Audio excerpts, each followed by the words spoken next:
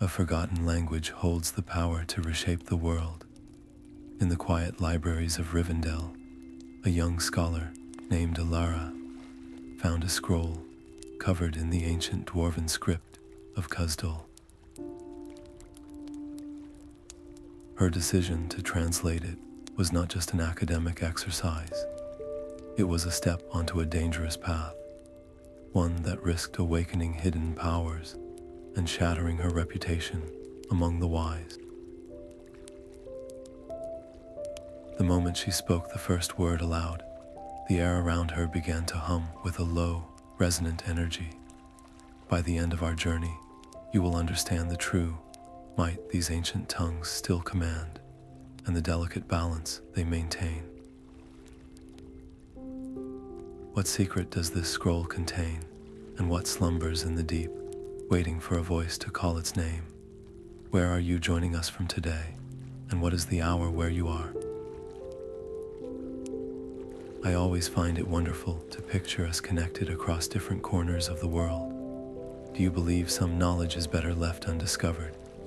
Alara knew the lexicon was not kept with the common texts. It rested in the archive's deepest chamber, a place protected by more than just lock and key. She moved through the silent halls with a scholar's purpose, her footsteps absorbed by the ancient stone. The wards were subtle things, woven from light and intention, designed to turn away the uninvited. But Alara had spent years studying the patterns of Elven magic, and she wove a counter-harmony in her mind, a quiet melody that allowed her to pass through the shimmering barriers untouched. The air grew cold as she reached the inner vault. There, on a pedestal of obsidian, lay the lexicon. It was not a book of paper and leather, but a single slab of polished crystal, its surface alive with shifting, liquid script. As her fingers neared it, the crystal warmed, its inner light pulsing like a slow, steady heartbeat. A soft chime resonated in the silence, and then the memory struck her not as a thought, but as a lived experience. She was no longer in the vault. She stood within a great dwarven hall, its pillars carved into the likeness of mountains, its ceiling lost in a glittering darkness. The air hummed with the power of 1,000 forges, and a deep, chanting song echoed from the stone, a language of creation and unyielding strength. The vision was overwhelming, the consciousness behind it vast and ancient. A primal fear urged her to pull away, to shield her mind from this alien presence. She could hear the measured steps of the head archivist, patrolling the outer corridor, a reminder that her entire future here hung by a thread. But the truth within the memory was too vital to abandon. She made her choice. She let go of her fear and opened her mind completely, trusting the artifact's guidance. The vision sharpened, focusing on a single, broken rune stone in the center of the hall. It was a keystone, and the scroll she possessed was a piece of the incantation needed to mend it. The lexicon showed her the consequence, a forking path of fate. Spoken correctly, the words could cause the stone to heal, restoring the lost stronghold of Berezimbar to its former glory. Spoken with even a single error, they would unravel the very magic holding the mountain together, collapsing it into dust and shadow. As the vision faded, the cold of the vault returned. The lexicon's light dimmed, its task complete, but a new fire had been ignited within Alara. The location of the stronghold was now a burning certainty in her thoughts, a set of geographic coordinates etched behind her eyes. She knew the journey would take her into the treacherous, cloud-wrapped peaks of the Misty Mountains, a path no scholar should walk alone. She would need a guide, someone who could navigate not just the physical dangers, but the older, more secretive perils that still lingered there. The remote outpost was little more than a few stone huts, clinging to the mountainside, a place of hard winds and harder silences. Alara found Torin there, his hands still calloused from a craft his people had all but abandoned, his eyes holding the deep chill of the stone around them. He dismissed her scroll and her vision as the fancies of an elf-taught scholar, until she described the great hall from the lexicon's memory. She spoke of the pillars carved like mountain kings and the chanting song of the forges. His skepticism shattered. That hall was the heart of his family's oldest legend, a story he thought lost to time. A grim determination settled on his face. He would guide her, but his warning was stark. The peaks are no longer empty. They are watched by the Hathold, the silent sentinels, creatures of living stone that sleep in the cliffs and awaken to the resonance of the old tongue. Their climb was a tense and arduous struggle, each step upward weighed down by Torin's deep-seated fear. Every shift of gravel, every gust of wind, made him tense, his eyes scanning the rock faces for any sign of movement. He believed their very presence was a risk, that the sound of Khuzdul on the air could stir the guardians from their long slumber. This fear clashed bitterly with his burning desire to finally look upon the works of his ancestors, creating a friction that threatened to slow them more than the thin air. Seeing his conflict, Alara made a choice. That evening, sheltered in a shallow crevice, she unrolled the scroll and shared the full translation with him. She trusted him not just with a few words, but with the entire, powerful incantation. That act forged a new bond between them, a pact of shared purpose that strengthened their resolve against the growing cold. As they ascended, the mountain itself seemed to resist. Unnatural tremors shivered through the ground, not the great heaves of an earthquake, but precise, rhythmic shudders, like the footsteps of something immense. It was then that Torin revealed the true stakes. The incantation was not merely for rebuilding. It was used in an age long past to seal a great evil within the heart of Barazinbar. Speaking the words now would perform one of two functions. It could either mend the seal, locking the darkness away for another age, or, if spoken with the slightest error in intent or pronunciation, it could shatter the seal completely, unleashing what was trapped within. Their path forward was suddenly cut off by a sheer cliff, an impassable wall of gleaming black rock. They had no choice but to find another way, a route that led them toward a network of forgotten caves, their dark mouths yawning from the mountainside. Local tales said those caves never fell silent, that they echoed with faint, whispering remnants of the old language, sounds that had been trapped in the stone for thousands of years.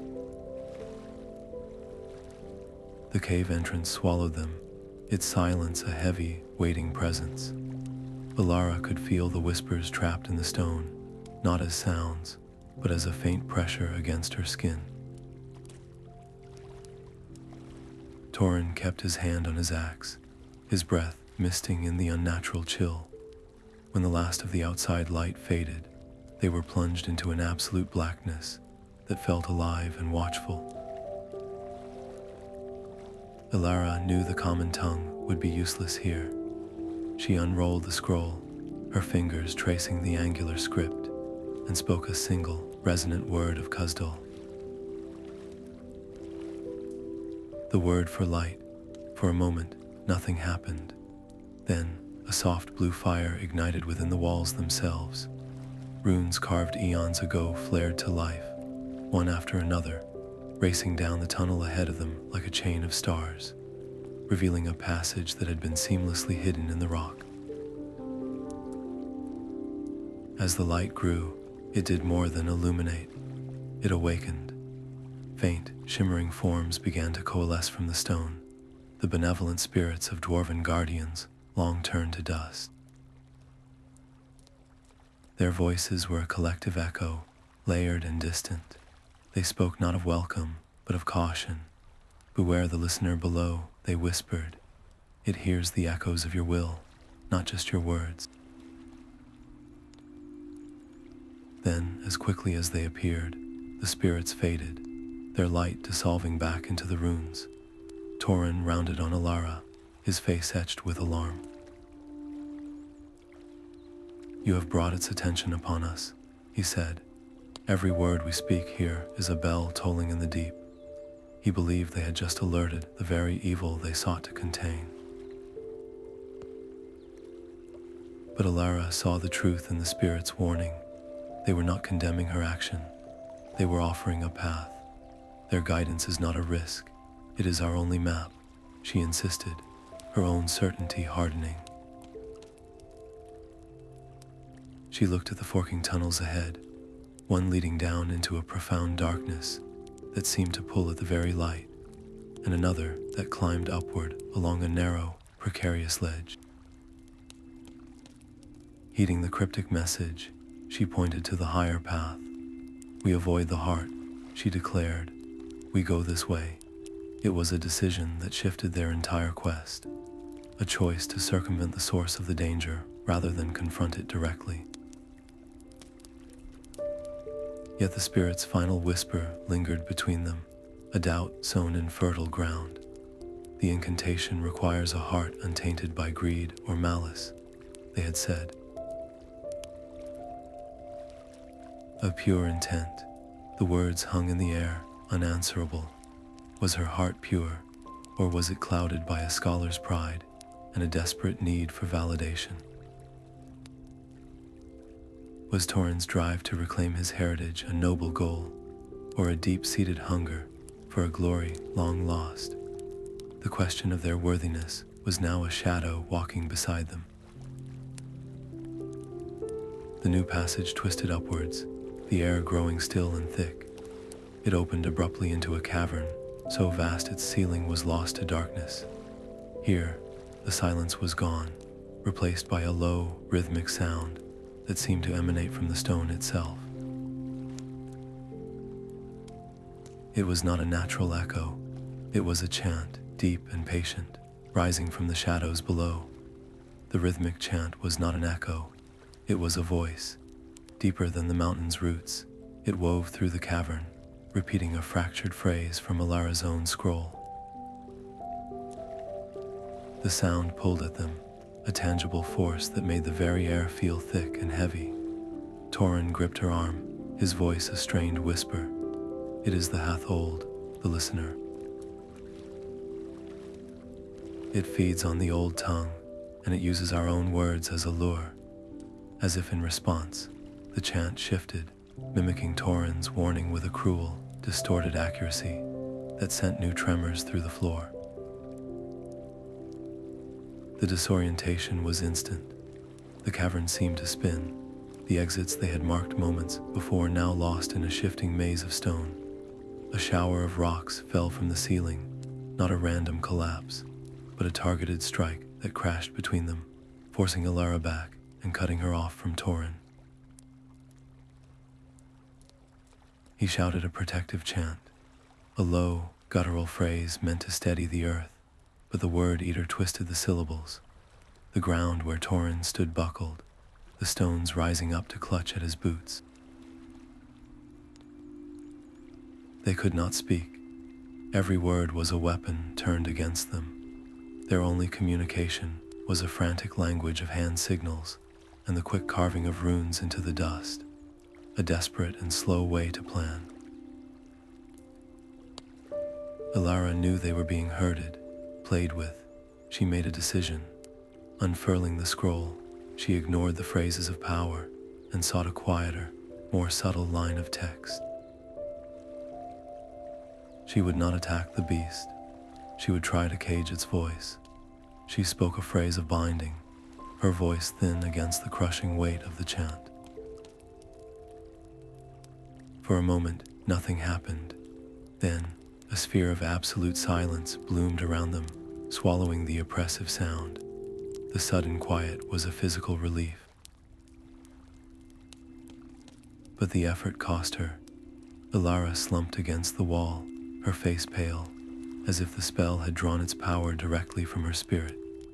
The silence held, but the Word-Eater's frustration was a storm they could feel rather than hear. The entire cavern shuddered with a violent, jarring heave, and a long, deep crack split the far wall.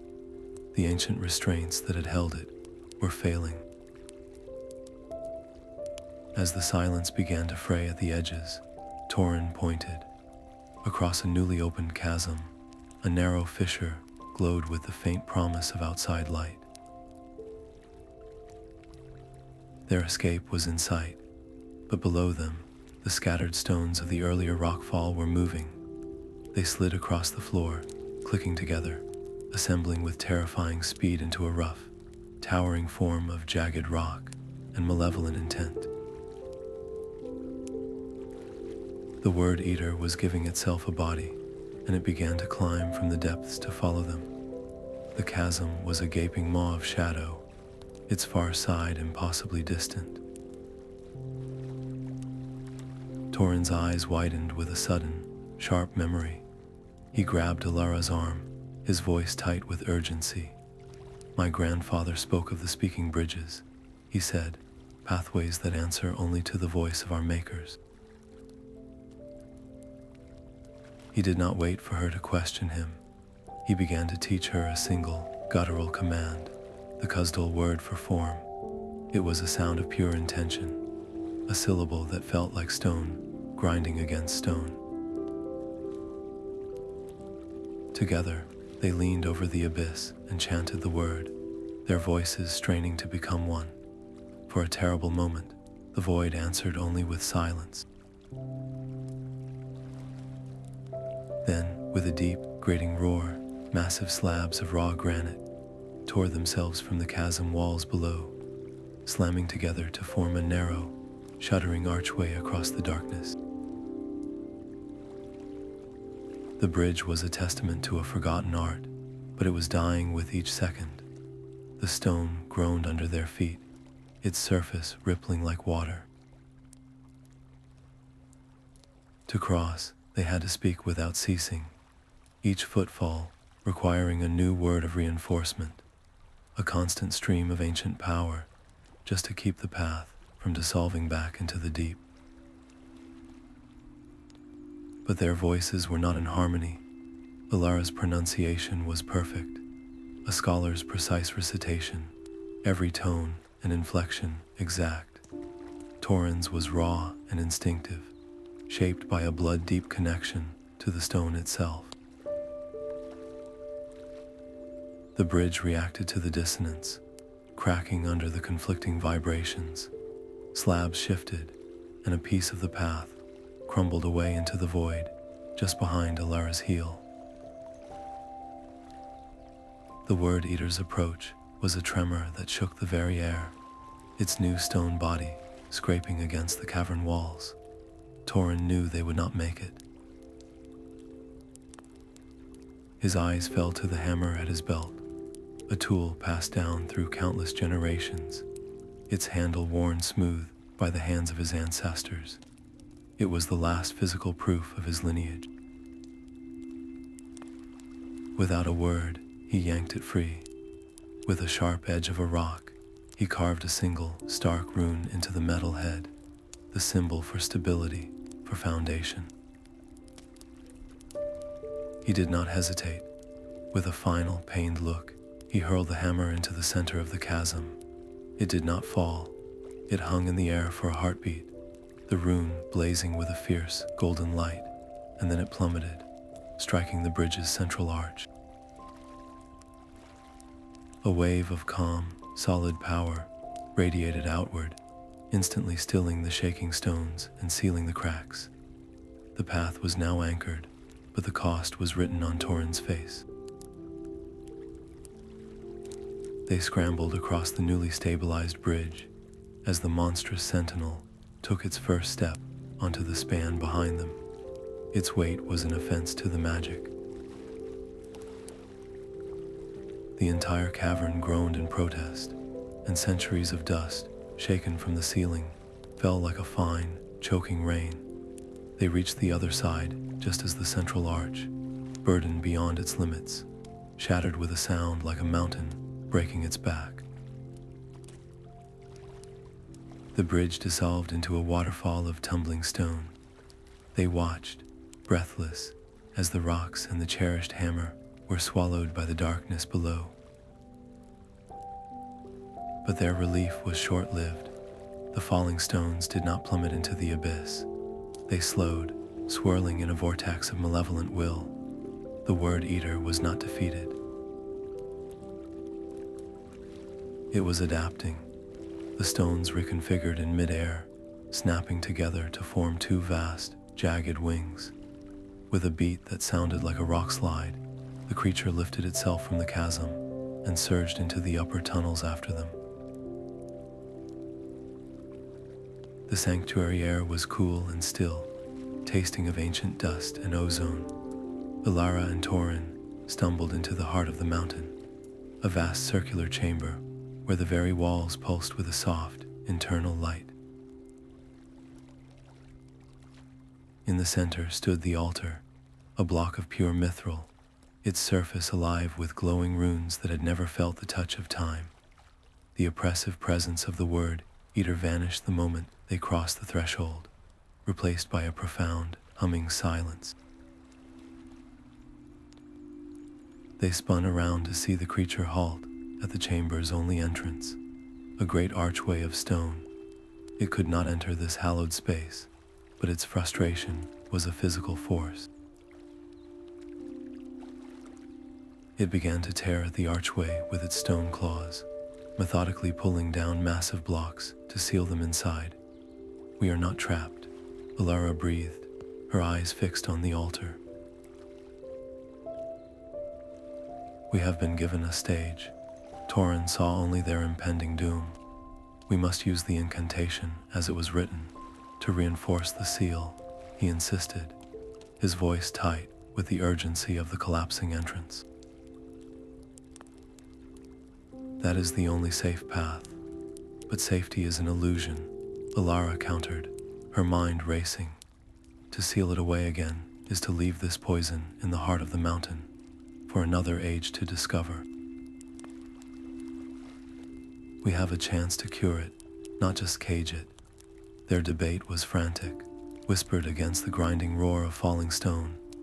Torin argued from tradition and fear, the weight of his people's caution holding him back.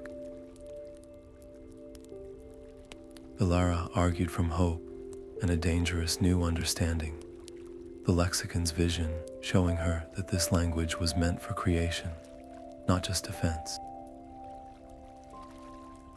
The spirits warned that intent was everything, she reminded him, her gaze unwavering.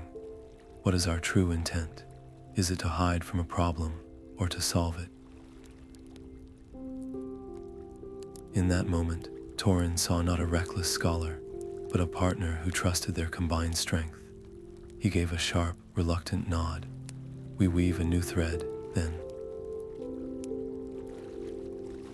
Together, they would attempt to purify the entity, to use a unified version of the incantation that would not bind, but cleanse. The risk was beyond anything they had faced. A single misstep in harmony, a flicker of selfish pride or hidden doubt, would not just fail. It would shatter the sanctuary's protective energy and give the Word-Eater a power it had never before possessed. They had to be perfectly selfless, their voices and wills fused into one instrument. Standing before the mithril altar, they began to chant. Alara's voice was a clear, precise melody, Torin's a resonant, grounding bass. They were not speaking the same words, but different phrases that complemented and strengthened each other, a linguistic harmony never before attempted. As their voices intertwined, The runes on the altar flared into a blinding, silver-white radiance. The light did not just illuminate the chamber, it poured out through the entrance, striking the Word-Eater. The creature's form, once a jagged assembly of rock and malice, began to writhe and contort, its substance vibrating as if caught between two impossible truths. Standing back to back before the mithril altar, their voices wove a tapestry of power. Alara's words were a flawless lattice of scholarly precision, each syllable clear and intentional. Torin's chant was a different force entirely, a deep, resonant rumble that carried the weight of his ancestors, the love for lost halls, and the grief of a broken lineage. Their two voices, so different in nature, did not clash. They intertwined, creating a harmony that shimmered in the air between them. A visible wave of golden light pulsed from the altar, washing over the raging entity at the entrance. The Word-Eater's furious scraping ceased. Its jagged stone form seemed to soften at the edges, and its malevolent chant faltered, dissolving into a low, confused whisper. The silence did not last. The creature, cornered and desperate, fought back not with stone, but with the mind. Visions flooded their thoughts, not as images, but as corrosive certainties.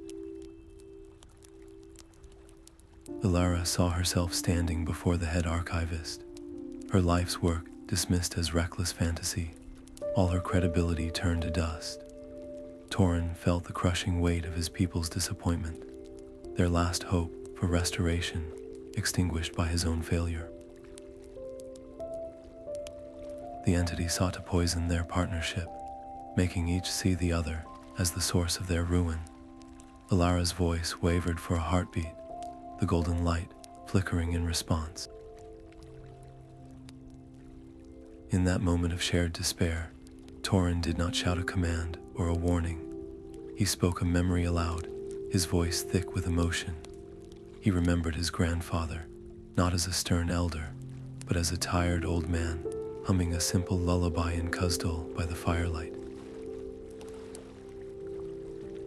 It was not a word of power, but a word of love, a fragment of his childhood. The memory was a shield against the doubt. Alara, hearing it, seized on that thread of pure feeling. She linked it to her own deepest hope, not for glory, but for the simple act of preserving a beautiful, lost song for the world to hear again. They poured these positive emotions into their chant, using their personal truths to reinforce the light, which blazed brighter than ever. The sanctuary groaned in protest. Hairline fractures spiderwebbed across the pulsating walls. The mithril altar grew unbearably hot. They both understood the terrible, final cost of their success. To fully purify the entity and prevent its return, the incantation could not simply end. Its harmonious resonance had to be maintained, a single, perpetual note held in this chamber to keep the darkness cleansed.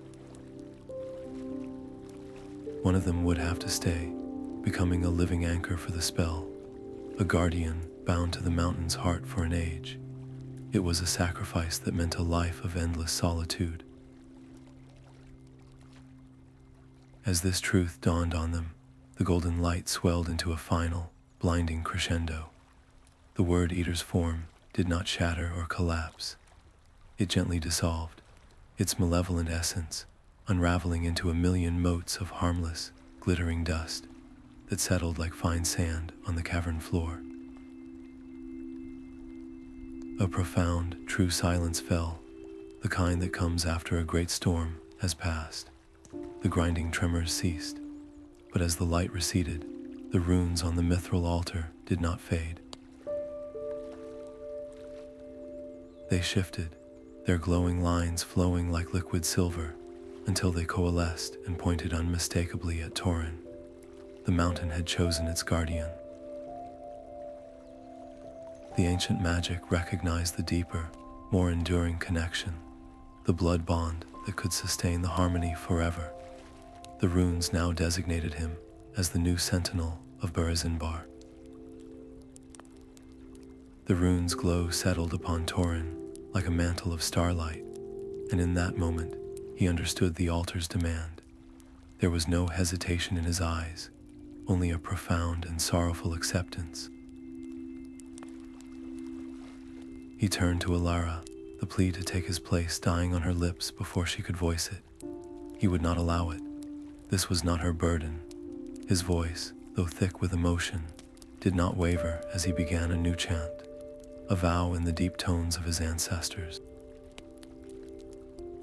He pledged his life to the stone, his breath to the silence, his spirit to the eternal protection of Burizinbar. As he spoke the final syllable, the chamber itself seemed to exhale. The hairline fractures in the walls sealed themselves, and the runes on the mithril altar shifted one last time, settling into a calm, steady pattern that pulsed in time with Torin's own heartbeat. He was now the heart of the mountain, bound to this sacred space. To leave would be to unravel the harmony they had fought so hard to create, unleashing a void far worse than the creature they had purified. Elara's grief was a physical weight, compounded by a crushing guilt. She had brought him here, armed with her scroll and her certainty, only to lead him to a living entombment. She saw the vast, empty stretch of time before him, an isolation no mortal was meant to endure. Torin saw the conflict on her face and gently shook his head. He drew a small, leather-bound journal from his tunic, its pages filled with his dense, angular script. "These are my notes, everything I learned of the old tongue from my grandfather," he said, pressing it into her hands. "My path ends here, but yours cannot. You must become a different kind of guardian. Do not let this knowledge be forgotten in fear. Teach the world that these words were meant for building, for healing." His charge transformed her sorrow into a solemn purpose. Her quest was no longer about a single translation or a lost stronghold. It was about safeguarding the truth of the ancient tongues, ensuring they were used to create, never to corrupt. With a final, sorrowful glance, she turned and walked toward the chamber's entrance. The stones that the Word-Eater had torn down were now lifting themselves, sliding back into place, as if guided by an invisible hand, resealing the sanctuary. The last thing she heard, as the final block slid shut, was the soft, steady rhythm of Torin's chant, a lonely but powerful melody that would now echo in the mountain's heart for ages to come. She stood alone in the outer tunnel, the weight of the journal in her hand, a constant reminder of her promise. The path ahead was clear, and far more dangerous than any mountain climb.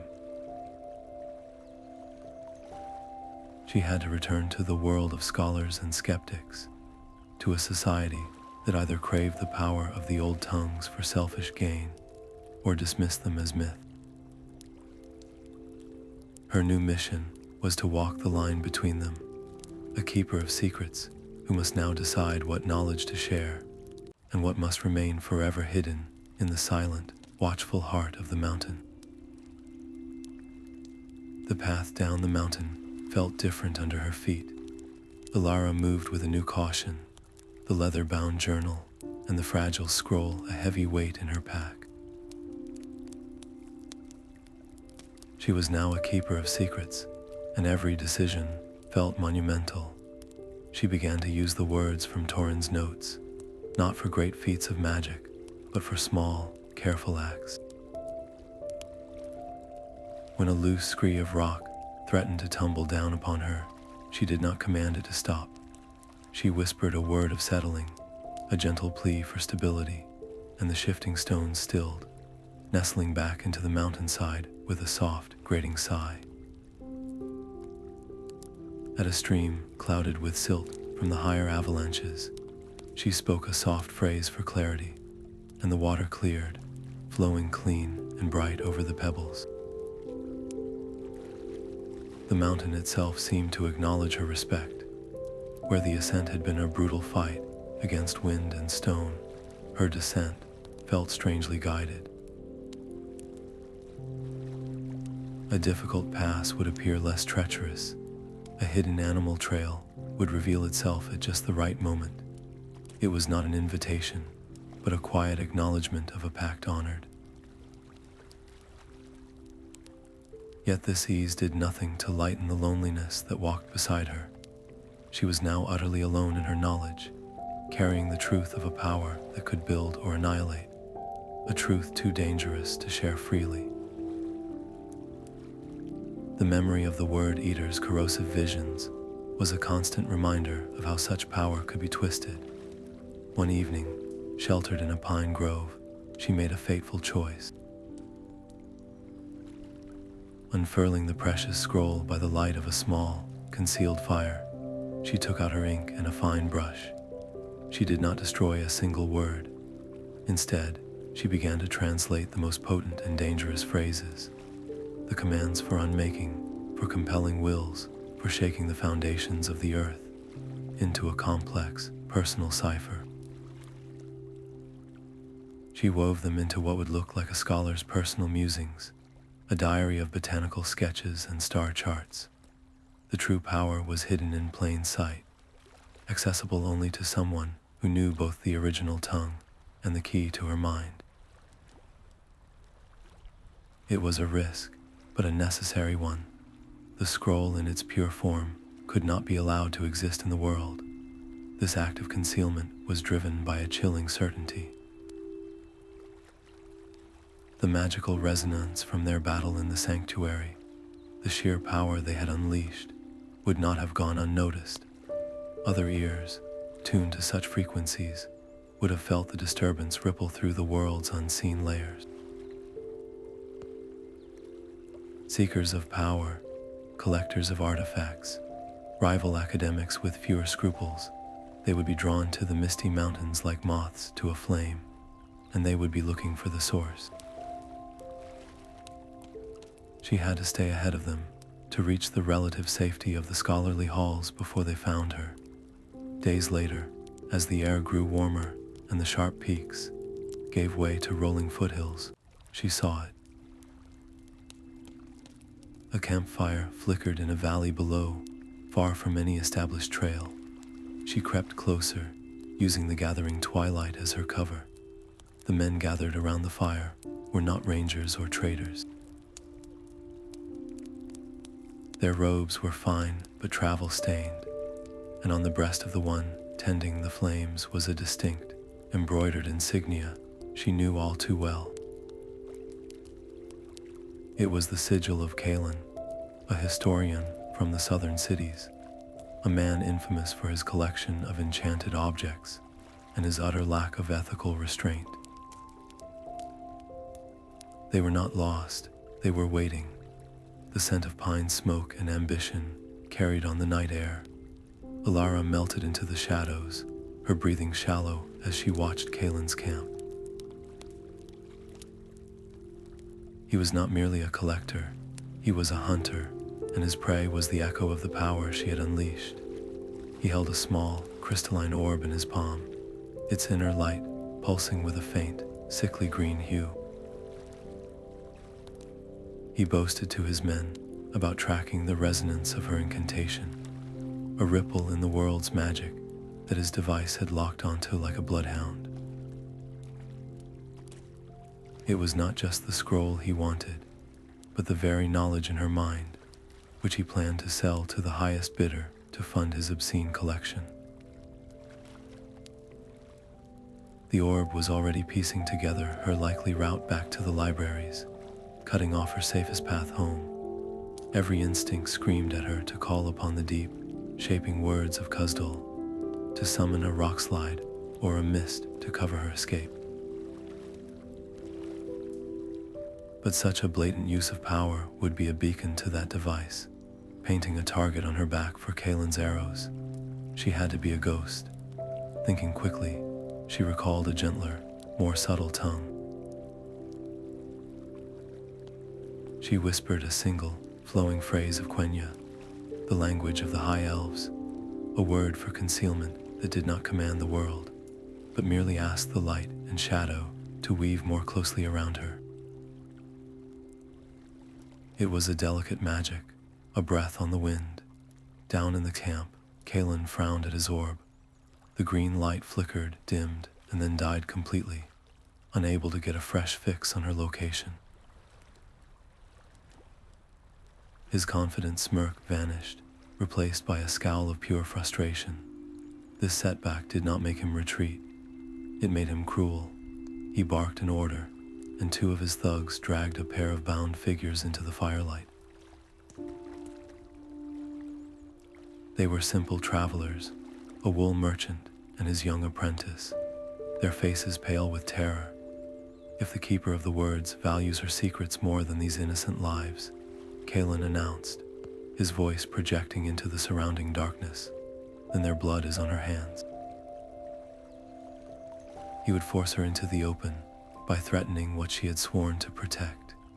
Cornered and sickened, Alara knew surrender would hand a weapon of unimaginable power to a man without a shred of honor.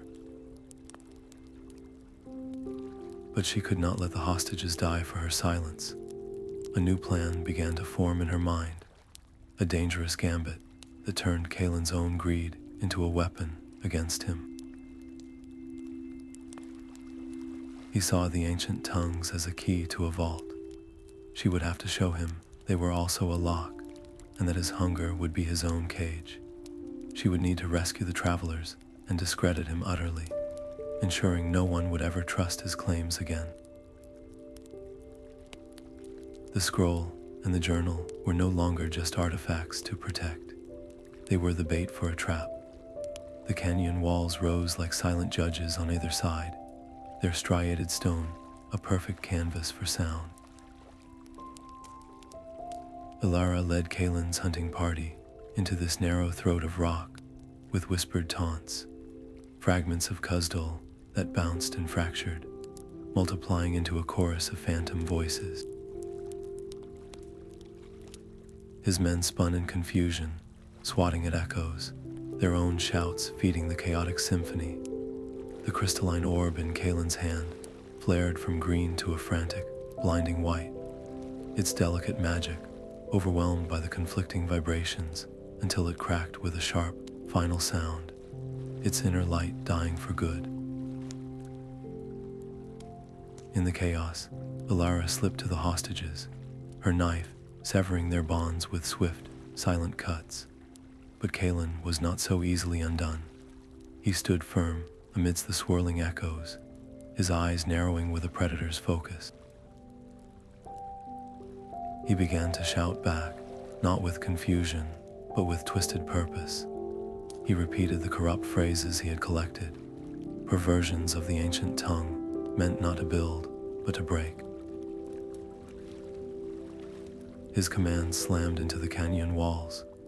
Fissures snaked up the rock face, and with a groan of protesting stone, the cliffs began to shed their skin in a rain of sharp, deadly shale.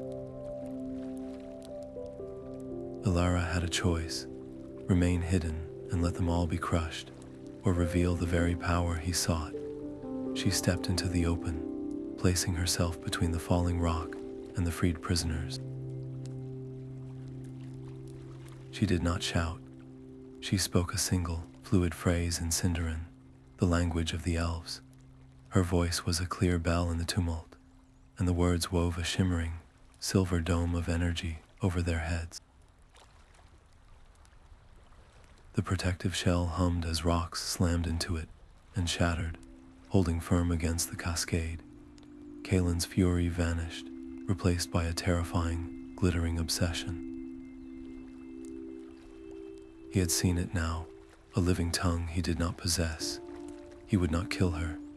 He would break her, own her, and peel the knowledge from her mind layer by layer. You have just made yourself the most valuable artifact in all of Middle-earth, he vowed, his voice cutting through the din. I will hunt you through every forest and across every river until you are mine. As the last rocks fell, the canyon was choked with a thick, blinding cloud of dust. It was the only shield they had. Alara grabbed the merchant's arm, and they fled the crumbling stone throat, vanishing into the deep, waiting green of the forest. But the silence that greeted them among the trees felt heavy and temporary. She had saved lives, but she had also shown her hand to a man with limitless resources and a bottomless hunger. His pursuit would now be relentless, and her path to the safety of the scholarly halls had become a race for her very soul. The forest floor softened underfoot, a carpet of moss and last year's leaves that swallowed the sound of their flight. Elara led the weary merchant and his apprentice deeper into a part of the woods where the light fell in dappled, green-gold pools, and the air hummed with a subtle, living energy. They had reached the edge of the Sylvan Sanctuary. Before them stood an immense, ancient oak, its bark gnarled into faces that seemed to watch their approach. The air grew still. Elara motioned for the others to halt and step forward alone. She did not demand entry or plead. Instead, she bowed her head and spoke a single, mellifluous greeting in the old Sylvan tongue, a language of rustling leaves and babbling brooks. The words were a key. A deep, resonant hum answered from the great tree, and the tangled undergrowth at its base shifted, parting to reveal a hidden entrance into a sun-dappled clearing beyond. Inside the grove, the world changed. The air was warm and smelled of honeysuckle and damp earth. Silvery, graceful figures emerged from the trees, their bows lowered, but their expressions deeply wary. They were the guardians of this place, and they had not welcomed an outsider in many long years. Their wariness melted into quiet astonishment as Alara, with a scholar's respect, explained their plight and demonstrated her knowledge of their most protected lore. Her use of the guardian's own tongue was not a theft, but an offering of respect. In return, the elves offered them shelter, providing a safe clearing to rest and herbal poultices to soothe their frayed nerves. Yet safety brought its own tensions. The merchant, a man named Baran, paced the clearing, his eyes darting toward the hidden entrance. "We cannot stay here," he muttered, his voice tight with fear. "My family, my trade, every moment we linger, that monster's net draws tighter." His young apprentice echoed the sentiment, his hands trembling as he accepted a cup of water. Elara knew he was right. To leave now would be to walk directly into Kalin's waiting arms. Their fear was a tangible force, a discordant note that seemed to make the very leaves of the grove tremble. Seeing this, Elara gathered them close. She did not offer empty promises. Instead, she taught them a simple, harmonious phrase in the Elvish tongue, a word for steadfastness and unity of spirit. She explained that in this place, thoughts and feelings were as real as stone or wind. Their fear weakened the sanctuary. Their calm could strengthen it. Slowly, haltingly, the three of them began to chant the phrase together. As their voices wove into a soft, unified hum, a visible peace settled over them. The grove itself seemed to respond, the protective shimmer in the air growing momentarily brighter and more resilient. An elder elf, her hair the color of moonlight on snow, approached Alara. Her name was Liara, and her eyes held the weight of centuries. "You have brought more than just refugees to our door," she said, her voice like the whisper of willow branches. The man who hunts you, Kalin, has sought this grove for many turns of the seasons. He believes our heart tree holds a power he can harvest and sell. If he breaches our borders now, with the dark charms he wields, he will not just capture you, he will bleed this sacred place dry, turning its song into a weapon. The stakes were no longer just about escape. They were about preventing a sacrilege. Elara looked from Alara's determined face to the now calm hostages, their simple chant, still a soft undercurrent in the air. "We will help you stop him," Elara declared, a hard edge in her melodic voice, not merely to drive him away, but to end his pursuit for good. The alliance was forged not out of mere sympathy, but out of shared survival. The decision was made, but the time for planning vanished as a lithe elven scout slipped back into the clearing, his face grim. He spoke to Elara in hushed, urgent tones. She turned to Alara, her expression grave. "He is here," she said, "not just his small hunting party, but a larger group of mercenaries amassing at the grove's edge. He uses twisted words, perversions of the ancient speech, to blight the roots of our sentinel trees. Our defenses are weakening by the hour. The sanctuary's time was running out." The roots of the great heart tree formed a natural amphitheater, and here the elders gathered with Alara. Their strategy was not one of swords or arrows, but of syllables. Elara and her kin wove intricate phrases of old Sylvan, words that spoke to the trees and asked for their aid. Alara countered with the guttural, foundational strength of Khuzdul, the language of unyielding stone. They even incorporated a few slow, rumbling words of the Ents, the ancient shepherds of the forest. This linguistic tapestry was not merely spoken, it was cast into the grove like a seed. The result was immediate and profound. The very earth began to shift. Roots as thick as a man's thigh uncoiled from the soil, and ancient trees groaned as they subtly turned, their trunks rearranging to form a living, shifting maze around Kalin and his disoriented men. The invaders were not attacked, they were simply lost. Kalin's response was swift and brutal. He did not try to fight the labyrinth, he struck at its heart. Drawing on his stolen lore, he shouted a mangled, ugly phrase, a perversion of a word for life. A wave of gray decay radiated from him. Where it touched, vibrant moss blackened, leaves curled and fell like ash, and the roots that had been shifting moments before now lay still and brittle.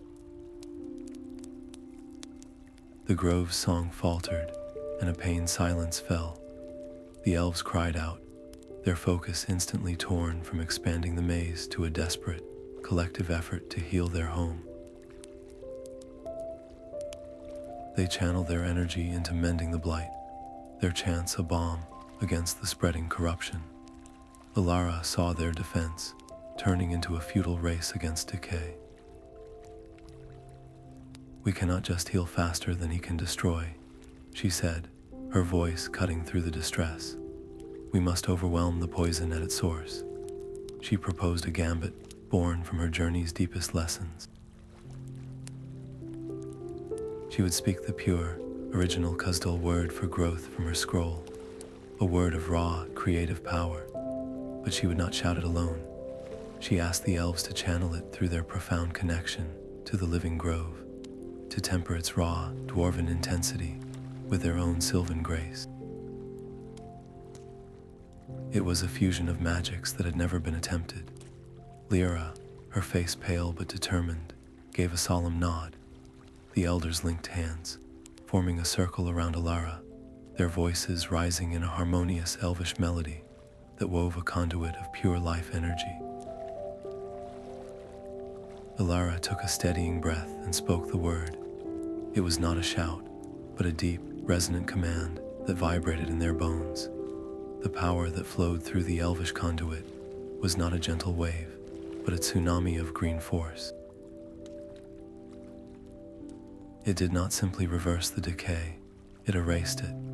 The blighted roots swelled with new, vibrant bark. Withered leaves burst into emerald canopies thicker than before. Flowers of impossible colors bloomed in an instant, their fragrance intoxicating. The labyrinth, once a defensive structure, became an impenetrable, blooming fortress, its walls now alive and actively grasping, disarming Kalin's men and trapping them utterly. The victory was absolute, but its cost was written in the air. The surge of pure, combined power had been a thunderclap in the unseen world, a beacon of potent magic that would have been detectable for miles. As the grove settled into a triumphant, humming stillness, a new, colder fear settled among the elves. They had saved their home from one predator, but the light from that battle could draw the attention of far older, hungrier things from the shadows of the world. With Kalin neutralized, their work was not done. They now had to make the entire sanctuary vanish from sight and sense, a task that would require an even deeper, more permanent magic. The great song began not as a melody, but as a single, sustained note from the heart tree itself. The elves joined their voices to it, weaving a tapestry of old Sylvan, so intricate, it asked the light to bend and the air to forget. Yet Alara could feel the spell's beautiful fragility. It was a morning mist that the harsh sun of a persistent seeker could burn away. It needed a foundation. Drawing on the memory of Torin's sacrifice, she added her own voice, a low, resonant thread of Khuzdul. She did not sing of hiding, but of endurance, of stone that outlasts all seasons. The two magics, Sylvan grace and Dwarven permanence, wove together. The grove did not simply vanish from sight. It faded from memory itself, its location scrubbed from the minds of maps and the senses of any who might pass by, shrouded in a perpetual, gentle mist that hummed with a forgotten song. This profound safety came at a cost. The elves, having poured so much of their innate power into the permanent working, were left visibly weakened, their luminous energy dim. They now relied on Elara to help maintain the delicate balance of the blended song, a harmony that required the constant, grounding presence of the Dwarven tongue. She felt the weight of this new duty settle on her shoulders, heavier than any pack. A chilling realization crept into her thoughts. The elves were eternal, but she was human. Her lifespan was a flickering candle next to their enduring starlight. How could she, a mortal, promise to uphold a magic meant to last for ages? And in protecting the grove, was she also condemning its inhabitants to an eternity of isolation, severed from the wider world forever? Driven by this fear, she dedicated her nights to a secret project. Using the cipher she had developed for the scroll, she began to inscribe a new tome.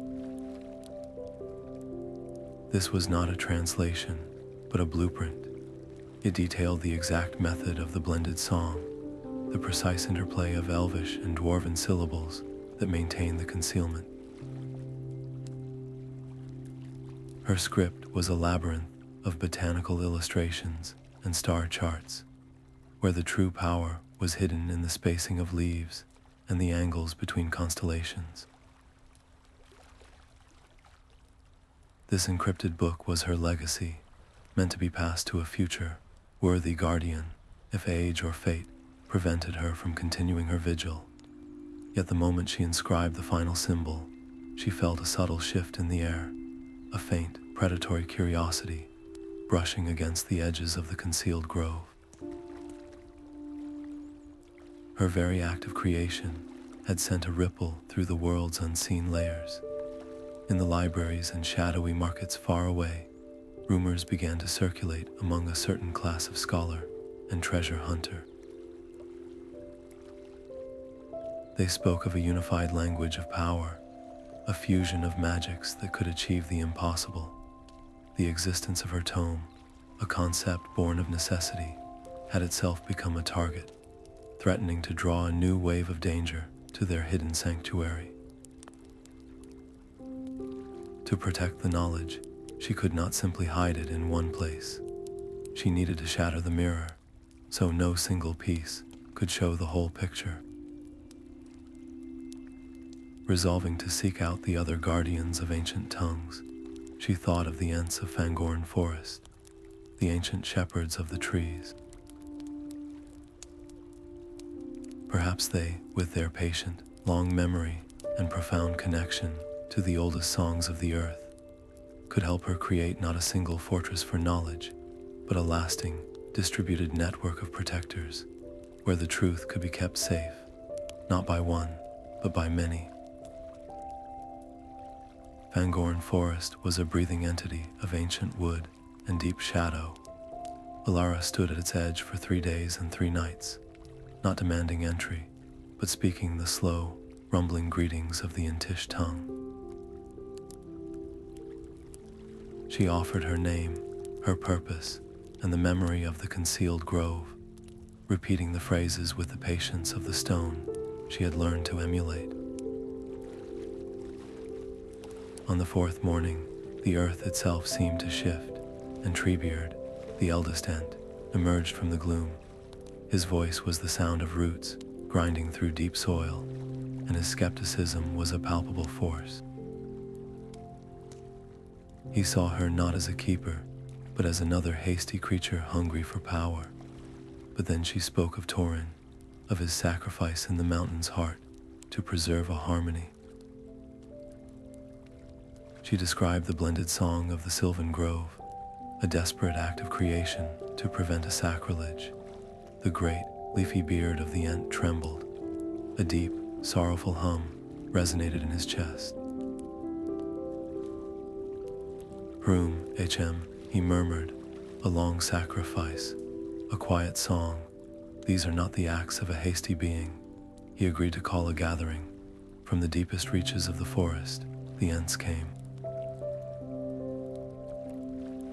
Their moot was not a debate, but a slow, seismic event, each argument unfolding over hours like the growth of a tree.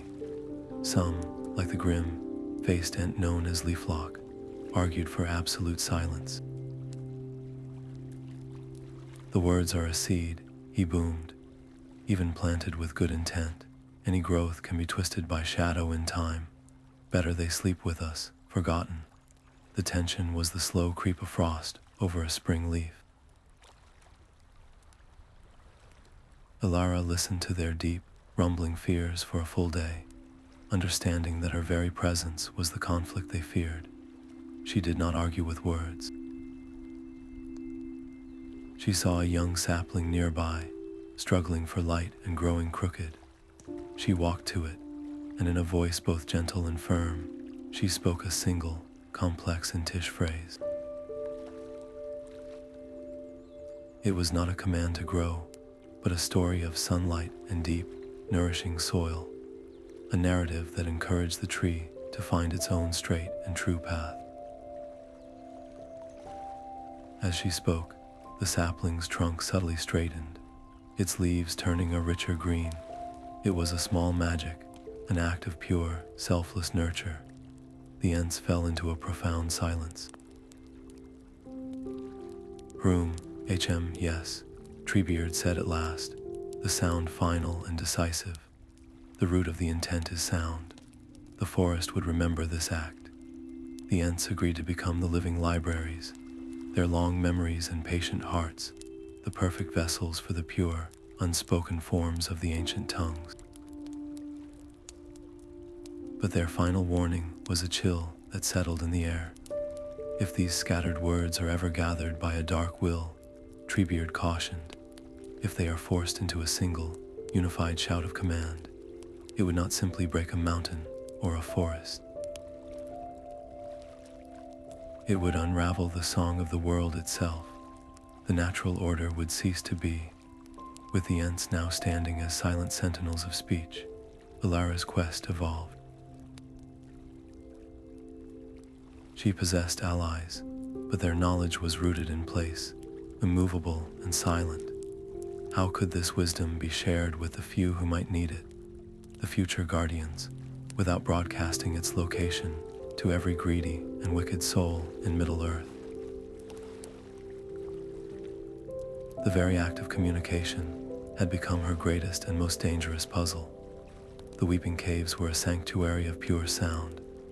Alara and 3 patient Ents journeyed there as the one place where knowledge could be stored, not in memory, but in the very stone, the walls weeping glistening crystal formations that captured and repeated every spoken word in soft, eternal echoes. It was a perfect archive, but a profoundly delicate one. The caves were home to entire ecosystems of luminous moss and fragile, sound-sensitive fungi that thrived on the gentle harmonies. A single harsh syllable, a word spoken with anger or greed, could vibrate through the crystalline structures and shatter the entire subterranean world. In the deepest chamber, a place of breathtaking, resonant beauty, Alara made a critical error, pointing out a unique formation to the Ents. Her voice, still conditioned by the open air, rose a fraction too high in pitch. The phrase, a simple word of Khuzdul for observation, struck the wall. The effect was instantaneous and terrifying. A network of hairline fractures spider-webbed across a magnificent crystal column, and with a sound like 1,000 bells breaking, a cascade of razor-sharp shards rained down. The Ents, their bark like skin, vulnerable to such piercing force, moved with a slowness that nearly doomed them. One large shard embedded itself deep in the limb of the youngest Ent, a being named Berkroot, and the groaning pain that rumbled from him shook the very cave. Horrified by the consequences of her own carelessness, Alara knew she could not simply leave. The archive was a dream she had nearly murdered in its cradle. For days, she did not sleep. She sat before the fractured wall, and in a voice softer than a whisper, she began to speak. She wove a gentle, continuous song, blending the healing melodies of the Elves with the slow, deep rhythms of the Entish tongue. This was not a command for the crystals to regrow. It was a story of patience, of water dripping over millennia, of molecules remembering their perfect, geometric dance. She was not forcing a repair. She was encouraging the stone to remember its own wholeness. Slowly, painstakingly, the crystalline structures began to knit themselves back together. The fractures sealing as new, purer crystal grew over the scars. This act of humble restoration did more than mend the damage. It deepened the cave's inherent magic, weaving Alara's intent of protection directly into the mineral fabric of the place. The newly formed crystal, where the worst fracture had been, now glowed with a soft, inner light, pulsing in time with the stored knowledge around it. It had become a heart crystal, a central nexus that resonated with every word stored in the caves, a single, beautiful key to the entire archive. Its creation made the vault more secure than ever, as any corrupted word spoken here would now cause this heart to dim and warn the guardians. But it had also created a devastating vulnerability. If a dark force could find and shatter this one crystal, the entire archive would fall silent forever, its stored knowledge dissolving into meaningless noise. As the hidden library took its first breath, Alara could feel the heart crystal's resonance like a faint hum in her own bones, a song that she feared might be a beacon to any with the senses to hear it. The caves themselves now needed sentinels, protectors who understood silence. She would need to find beings who were not just strong, but who were, in their very nature, a part of the quiet they were sworn to defend. Their voices wove a new magic in the weeping caves, a continuous, low harmony in Khuzdul, Old Sylvan, and the patient Entish tongue. This blended chant did not command or build. It invited. For 7 days and nights, the sound resonated within the newly formed heart crystal, until the light at its core began to pulse with its own gentle rhythm. From that light, a sentient presence emerged, a being of pure sound and luminescence they named Area. She was the first true guardian of the archive, a spirit who could feel the subtle vibrations of intent in every word spoken near the caves. Those with pure motives found the path to the entrance clear and inviting. Those with greed or malice in their hearts were met with a wall of disorienting, dissonant frequencies that turned them away, confused and empty-handed. This beautiful defense, however, created an unforeseen problem. The constant, subtle hum of Area's existence agitated a nearby colony of giant bats, normally peaceful creatures who navigated by their own silent sonar. They were driven to a frenzy by the new, pervasive frequencies echoing through their hunting grounds.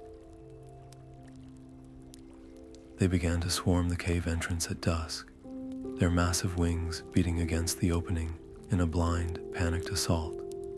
The Ents, mighty but slow, were ill-suited to defend against such a chaotic, aerial threat. Elara knew she could not fight them. To harm the bats would be to betray the very principle of protection she was trying to uphold. Instead, she stood at the mouth of the cave as the swarm descended. She closed her eyes, listening past the screeching to the deeper, subsonic calls the bats used to communicate.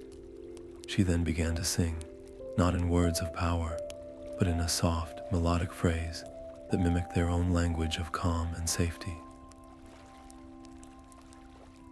It was a lullaby for giants of the air. The effect was immediate. The frantic beating of wings slowed. The screeches softened into curious chirps.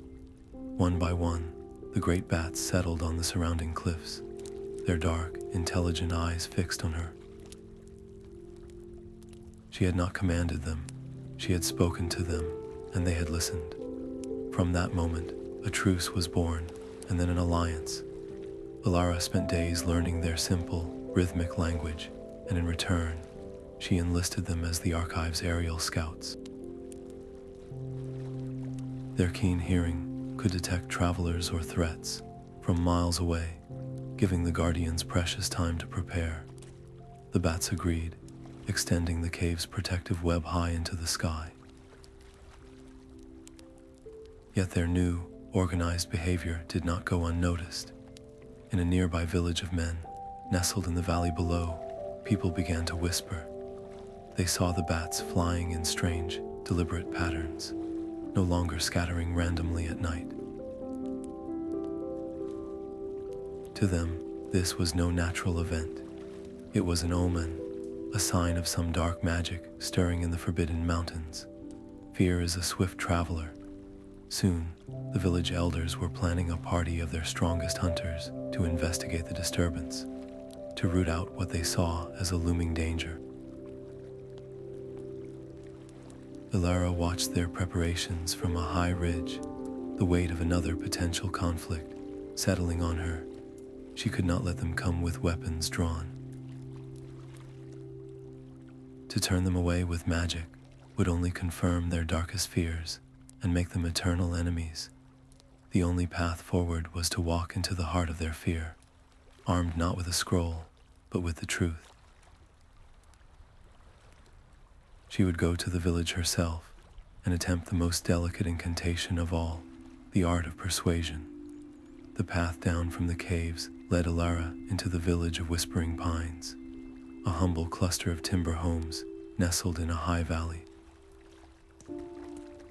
She arrived not with spells or demands, but with a quiet offer of aid. The village elders, their faces etched with the suspicion she had anticipated, led her to their central standing stone, a weathered monolith covered in markings they had long considered mere decoration. Alara did not translate the ancient Manish dialect for them. Instead, she guided their own wise woman, an elder named Anya, through the process, pointing out linguistic roots and phonetic patterns. Together, they unlocked a simple phrase for cleansing and vitality, a forgotten blessing for their communal well. When a child fell ill with a fever that would not break, Anya spoke the words over a cup of water from the well. The fever broke by morning. The village had not received a gift from an outsider. They had rediscovered a power that was always their own. This rediscovery transformed the community. The same carvings yielded gentle phrases to encourage the growth of their barley fields and soothe their livestock. The people of Whispering Pines began to see Alara not as a wielder of dangerous magic, but as a catalyst who had helped them reclaim a piece of their own soul. She ate at their tables and listened to their stories, her presence becoming a thread in the fabric of their daily lives. Yet not every thread was woven with trust. The village blacksmith, a man named Kalin, watched it all with a simmering dread. He saw the alliance with the bats as a pact with monsters, and heard the old words not as healing, but as a blasphemy that would inevitably draw the attention of the shadowy things that walked in the deep woods. He began to gather a small, fearful faction around him, whispering of witchcraft and a coming doom. Seeing this division, Alara made a pivotal choice. She went to the elders and proposed a radical act of transparency. She would teach the village children the simplest, safest phrases, the ones for mending scraped knees and finding lost lambs. She argued that knowledge, when shared openly and rooted in responsibility, loses its power to frighten and corrupt. The lessons began in the open air, with children laughing as they learned to hum the gentle melodies that encouraged seeds to sprout. This act of trust further endeared her to most, but it only confirmed Kalin's deepest fears. He saw the corruption of the next generation, the weaving of a dark enchantment over the entire village. Driven by a conviction that he was their only savior, Kalin took a desperate step. He sent his young apprentice on a swift horse to a nearby garrison of the Rangers, the vigilant wanderers who patrolled the wild borders of the realm. His message was a careful poison, omitting the healing and the heritage, and painting Alara as a powerful sorceress who consorted with giant bats and was twisting the minds of the villagers with ancient, forbidden spells. He begged for intervention before it was too late. As Alara sat with the children, their clear voices practicing a lullaby for the crops, a group of grim-faced rangers emerged from the tree line. They did not approach the village, but stood in the shadows of the pines, their keen eyes fixed on the woman they had been told was a grave and gathering threat. The rangers did not approach with weapons drawn, but with a silence more intimidating than any threat. Their captain, Halon, stepped forward, his gaze as sharp as a hawk's. He spoke a single, guttural phrase in a dialect Alara had only seen carved on ruins, a challenge meant to test her lineage and intent. It was a warrior's greeting, demanding a response in kind. Elara, however, saw past the test to the fear behind it. She did not raise her voice or posture. Instead, she offered the correct, peaceful reply, the one used by travelers seeking safe passage in an age long past.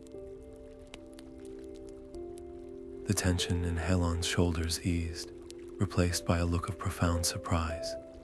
His order, the Rangers, had been the silent guardians of these borders for generations, and they knew more of the old tongues than any realized. They had protected forgotten lexicons and watched over sacred stones, always seeing the languages as a dangerous fire to be contained. They had never encountered someone who used that fire not to burn, but to warm a village. This selflessness disarmed his suspicion completely.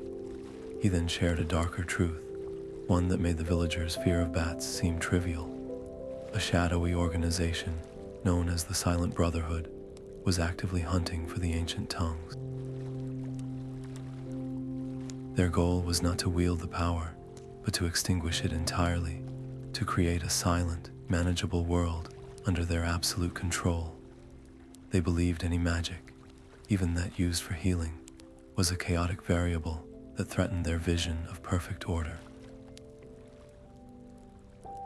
Their agents were already in the region, and their methods were as final as their name implied.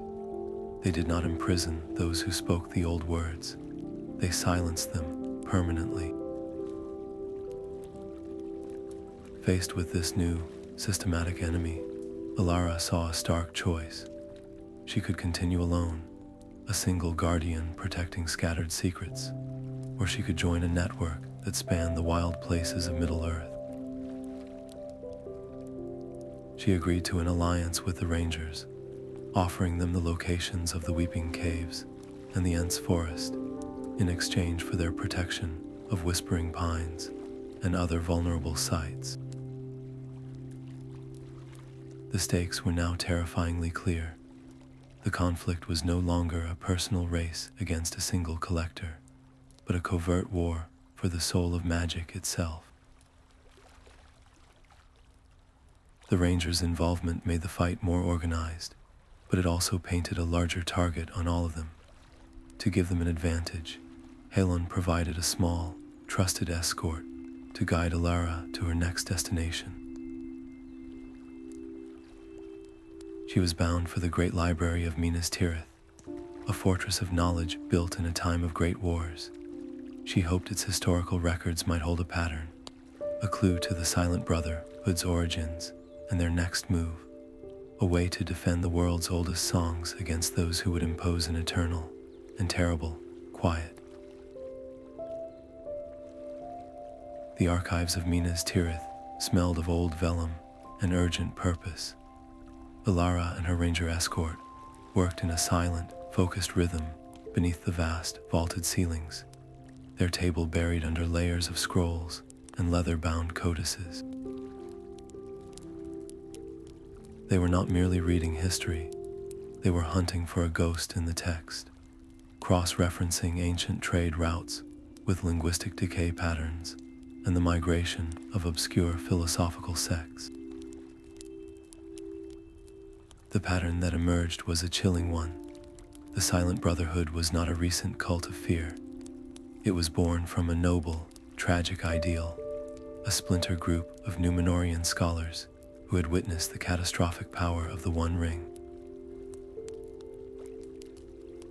Their founding vow was to prevent any such concentration of magical power from ever threatening the world again, but over centuries, that vow had curdled. Their mission of protection had become an extremist crusade for absolute control, a belief that the only safe magic was no magic at all. The tension in the air grew thick with this realization, a sense that they were peeling back the layers of a deep and festering wound. It was in this charged silence that the sabotage began. A faint scent of smoke, acrid and wrong, curled from a nearby isle of shelving. The fire spread with unnatural speed, consuming priceless manuscripts in a hungry roar. In the ensuing chaos, a junior scribe pointed a trembling finger at Alara, shouting that he had seen her muttering over a flame. The frame was perfect, playing on the very fears the Brotherhood cultivated. But Alara did not panic. As the flames licked toward a case containing the most vital scrolls, she ignored the accusations and focused her will. She spoke a single, precise phrase of Quenya, the word for preservation. It was not a shout to douse the fire, but a gentle, unwavering command for the scrolls themselves to endure. A shimmering, cool aura enveloped the case, and the flames parted around it like water around a stone. This act of salvation, not destruction, was witnessed by the head librarian, a stern woman named Kalin, whose family had guarded these halls for generations.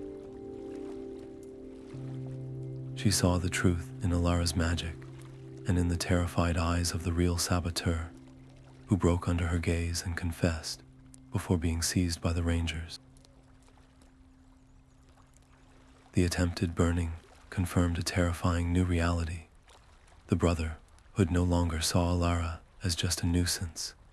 She was a primary target, and they were willing to erase history itself to stop her.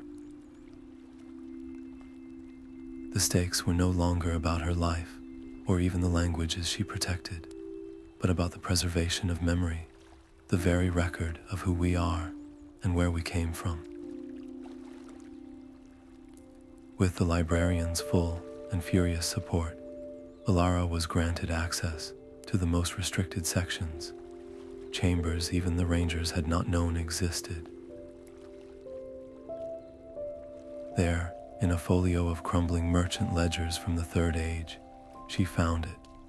A trail of censored purchases and deleted entries all pointed to one location, a place of perfect silence and isolation. The Brotherhood's main stronghold was not a fortress or a city, but an abandoned monastery carved into the bleak, ashen slopes of the Hathold. The air within the Ashen Monastery was thin and dead, stripped of all resonance. Elara moved with Halon and his rangers through the oppressive quiet, their footsteps muffled by a whispered Sindarin phrase for stealth that wrapped their passage in shadow. They slipped past the outer guards, who stared with vacant eyes into the silence they worshipped. But the heart of this place was not a barracks. It was a library of a different kind, a chamber where the Brotherhood's acolytes meticulously calibrated a complex device of interlocking metal rings and glowing crystals. This was the source of the draining void, a silence field designed to smother the ancient tongues for miles around. Its effect was already palpable, a pressure against the eardrums that made the very idea of magical speech feel distant and impossible. Elara's own power felt muted, a songbird trapped in a glass jar. Communication became a frantic language of hand signals and hastily scribbled notes on scraps of parchment, every moment spent in the field weakening their resolve. Destroying the machine was the obvious answer, but as Alara studied its construction, a cold dread settled in her gut. The energy contained within the crystals was immense, a captured scream of anti-magic. Shattering it would not just break the device, it would unleash that pent-up negation in a single, violent wave, a shockwave of pure silence that would permanently sever every near by being from the magical currents of the world, themselves included. They could not break it, they had to turn it. Unfurling a small piece of vellum, she began to write a new plan for Halon, her script shaky under the field's influence. She would use a complex Dwarven phrase of redirection, a command not of destruction, but of redirection, aiming to twist the device's own purpose back onto its creators. The effort was excruciating, speaking the guttural, powerful words of Khuzdul in that dead air was like trying to shout into a hurricane. Each syllable was a physical struggle, drawn from a well that felt increasingly dry. She focused her entire will on the central crystal, her voice a strained, rasping thread against the overwhelming quiet. As she uttered the final, resonant syllable, the device shuddered. The rings of metal ground to a halt, and then began to spin in reverse. The field of silence did not vanish. It collapsed inward, coiling into a tight, dense sphere that enveloped the Brotherhood's leaders where they stood. They opened their mouths to shout commands or counter spells, but no sound emerged. They were trapped in a perfect, inescapable silence of their own making, their greatest weapon turned into their prison. Elara slumped against a stone pillar, her face ashen and her body trembling with a profound exhaustion. The immediate threat was neutralized, but the cost of the victory was written in her hollowed eyes. As the rangers moved to secure the prisoners, Halon paused, his sharp gaze caught by a symbol carved into the wall above the now dormant machine. It was a stark, angular mark, a circle bisected by a single, unblinking eye. His blood ran cold. He had seen this exact symbol before, decades ago, carved into an obsidian monolith in the trackless, frozen wastes of the far north, a place so ancient it was not on any map. The Brotherhood was not a recent corruption. It was a relic, a heresy born in a forgotten age, and its roots ran far deeper and into darker soil than any of them had ever imagined. The howling winds of the northern wastes scoured the land, a frozen desert where sound itself seemed to fracture and die. Alara and Halon pushed onward, guided only by the memory of that chilling symbol. Their journey led them not to a fortress, but to a hidden valley veiled by shimmering curtains of auroral light, a sanctuary preserved by an ancient and delicate magic. Here lived the last of the ice singers, their voices woven into the very frost, using a glacial dialect to maintain the fragile balance of the entire region. The elders received them with a silence as deep and cold as the ice fields, their eyes holding the weight of millennia. They confirmed Halon's darkest suspicion. The symbol of the Silent Brotherhood was their own, but twisted, its lines hardened from mark of guardianship into a brand of absolute control. Long ago, a faction of their own people, terrified that the proliferation of word magic would inevitably lead to another cataclysm like the One Ring, had broken away. These exiles, in their fear, became the first Silent Brothers, vowing to impose silence upon the world to save it from itself. This revelation split the current ice singers into two camps. One faction, led by a stern elder named Frostbeard, saw Alara as the very problem their ancestors had feared, a meddler who gathered power and stirred conflict wherever she went. The other, led by a younger singer named Elara of the Snowdrifts, saw in Alara a unique hope, a bridge builder who understood both the dangers and the necessities of the ancient songs. The valley itself seemed to reflect this division, with subtle frost patterns of discord appearing on normally serene ice sculptures. Faced with this internal rift, Alara made a bold offer. She would not take sides or demand their power.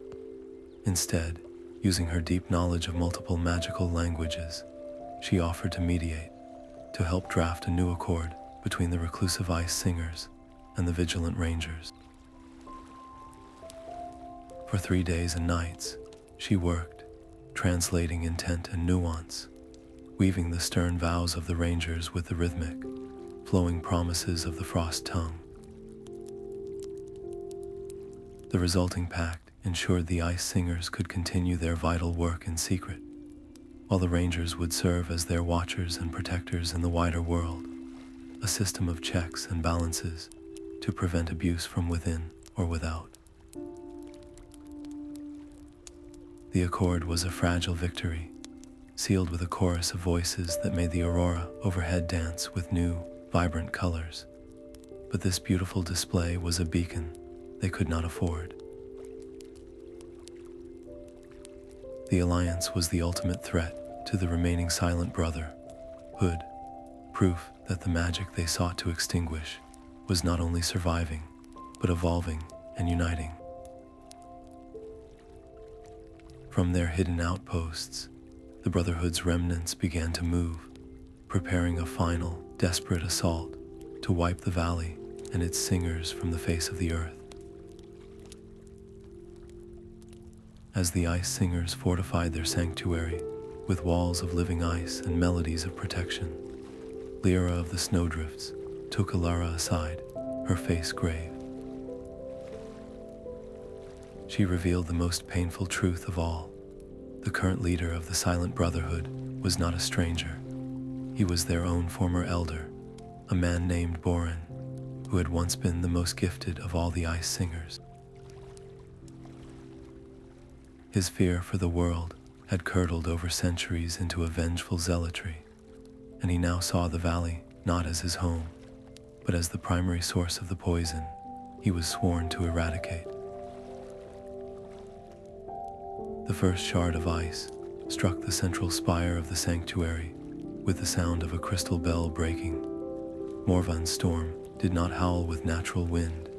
It screamed with a twisted, crystalline dialect that turned the very air to knives. Blizzards of razored frost descended, aiming not to conquer, but to preserve the valley in a perfect, silent tomb. Elara and the Ice Singers raised their voices in a harmonious counter-song, a wall of melodic warmth meant to melt the assault. But Morvan's power was rooted in a terrible intimacy. He knew every resonance, every secret frequency of their magic, and his version was a brutal perversion, amplified by his utter willingness to shatter the delicate ecosystem he once swore to protect. Their defense was beautiful, but it was losing. The protective auroras flickered, and the living ice of the walls began to crack under the onslaught. Elara realized they could not overpower him. To meet his hatred with equal force would only validate his twisted crusade, and if he fell in battle, his death would cement his ideology, creating a martyr to inspire a new, even more ruthless generation of Silent Brothers. She had to reach the man he was, not the monster he had become. She had to break his concentration without causing him harm. Closing her eyes against the driving ice, she shut out the chaos and reached for a different memory, one gifted to her by the valley's lore, a vision of Morvan as a young man, teaching a small, laughing child the first simple rhyme of the frost tongue, a lullaby about the kindness of the winter stars. It was a fragment of a soul not yet poisoned by fear. She opened her mouth, but instead of a complex counterspell, she sang that childhood rhyme. Her voice was soft, almost lost in the gale, yet it carried a purity that the blizzard could not corrupt. The simple, familiar melody cut through the complex hatred. For a single, suspended heartbeat, the rain of ice shards hesitated. Morvan's chant faltered. In that window of fractured resolve, the combined song of the Ice Singers and the supporting Rangers swelled, their unified harmony finally overwhelming the dying storm. The blizzard collapsed into a gentle, harmless snowfall. The victory was silent, hollow. Morvan stood frozen, not by magic, by shame. The staff of office fell from his grasp, and the great elder wept, his sobs the only sound in the sudden calm. He surrendered without another word, broken by the memory of his own lost goodness. The valley was saved, its vibrant magic already beginning to heal the scars. But as Alara watched the rangers lead the weeping man away, she felt no triumph, only a crushing weight. She had looked into the heart of zealotry and disarmed it with a memory, but she knew this was not an end. Fear was a seed that needed only the right soil to grow again. As long as the ancient tongues held the power to reshape the world, there would always be those who sought to control them or to wipe them from existence entirely. The silence after the storm was not empty, but full of possibility. In that cleansed northern valley, beneath the restored dance of the auroral lights, a gathering unlike any other in the Third Age took shape. Elves from the concealed grove stood beside stoic Dwarven delegates, their deep voices a quiet counterpoint to the gentle hum of the ice singers. Rangers and Ents shared the same space, while the village elder from Whispering Pines represented the race of men. Elara, no longer just a scholar, but a bridge between worlds, presided over the formation of the Accord of the Voices. It was a pact not of power, but of shared responsibility, a vow to protect the ancient tongues from both those who would abuse them and those who would erase them.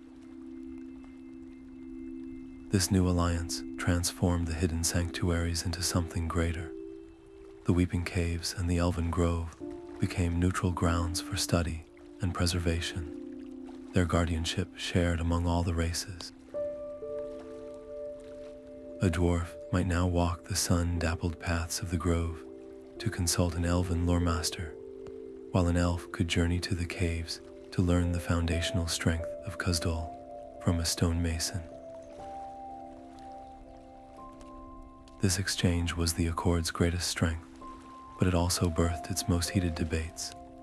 The Elves and Ents, with their long memories of past corruptions, argue that some phrases, particularly those of unmaking and absolute control, were too perilous to ever be spoken aloud again, that they should be locked away in the deepest archives of memory and stone.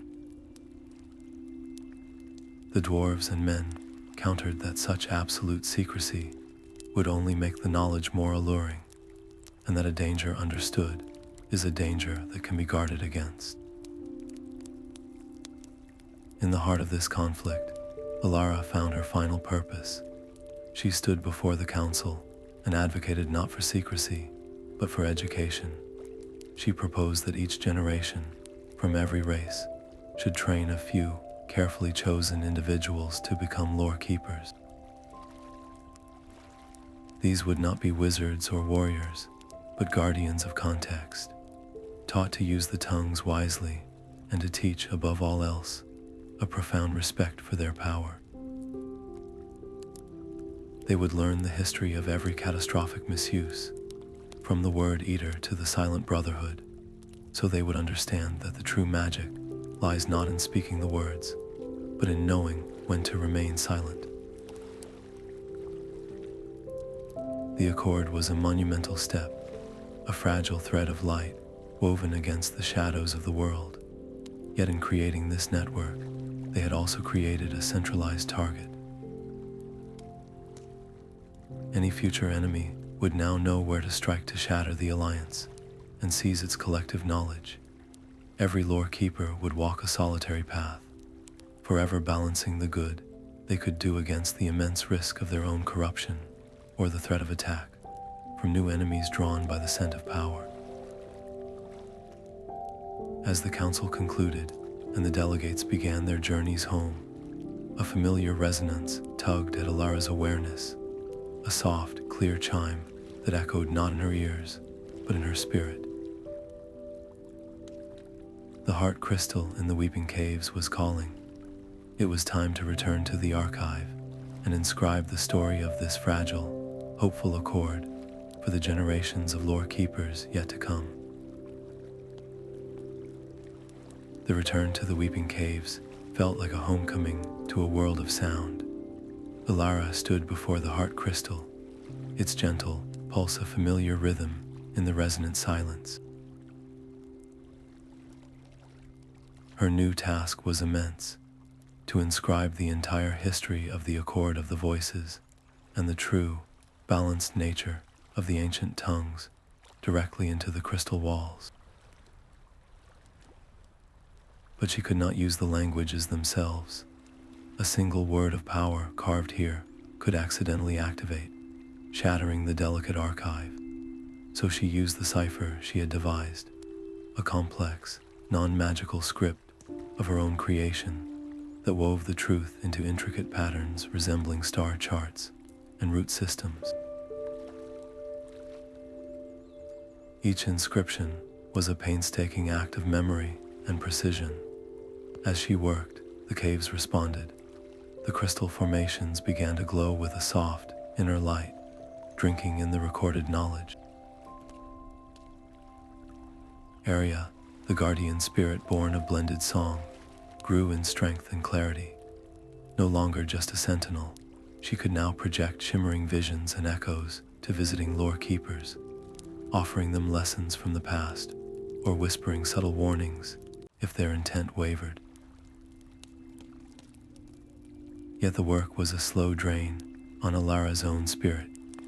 The physical strain of etching the hard crystal was matched only by the mental exhaustion of encoding centuries of wisdom into a code only she fully understood. A chilling fear took root in her mind. What if her script was too obscure, a lock with no key? What if she fell before she could teach another, and this entire legacy was rendered into beautiful, meaningless patterns, lost forever to those who needed it most? This fear forced a monumental decision. She could not be the only keeper of the key. She sent word to the village of Whispering Pines, and they sent her a young woman named Lyra, the gifted scholar who had been so quick to learn the old blessings. Taking on an apprentice was a leap of faith that filled Alara with both hope and a profound new anxiety. It made the knowledge safer, ensuring it could survive her, but it forced her to confront her own mortality. She was not an elf or an Ent. She was human, and her time as a guide was finite. She would not always be there to correct a mistake or offer wisdom. Teaching Lyra became her final great work. She showed her not just the mechanics of the cipher, but the weight of the responsibility it carried. They practiced on slate before ever touching the crystal, with Alara emphasizing that the true test was not in translating the script, but in understanding the consequences of the power it described. The day came when Lyra was ready to inscribe her first solo passage into the cave wall, a simple record of the merchant baron's testimony. As Lyra's tool met the crystal, her hand was steady, her focus absolute. The glyphs she carved were clean and true, and they glowed with the same soft light as Alara's own. Watching the young woman work, Alara felt a surge of hard-won peace. The legacy would continue, yet this peace was accompanied by a new and urgent pull.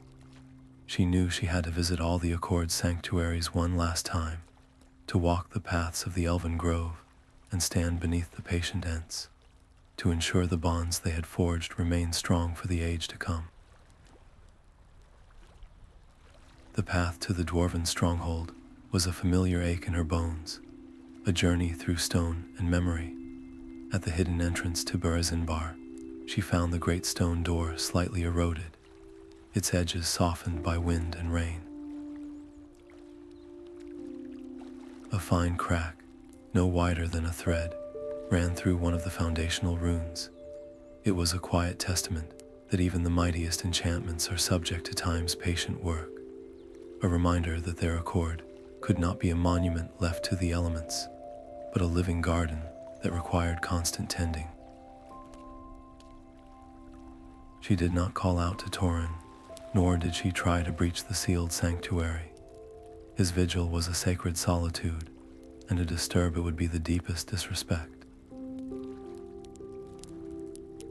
Instead, she spent a day and a night carving a tablet of dark shale with words of profound gratitude in the purest Khuzdul, a tribute not just to his sacrifice, but to the enduring strength of his people. She left it at the base of the great door, where the first light of dawn would touch it, a permanent record of her thanks for any who might find this place in ages to come. Her arrival at the concealed elven grove was met with a chorus of soft, chiming greetings. The air itself seemed to brighten, the leaves rustling with a melody of welcome. Here, she shared a discovery from her studies in Minas Tirith, a forgotten elvish technique for weaving protective harmonies into the very soil, a subtle magic that could help the grove's own defenses regenerate over time.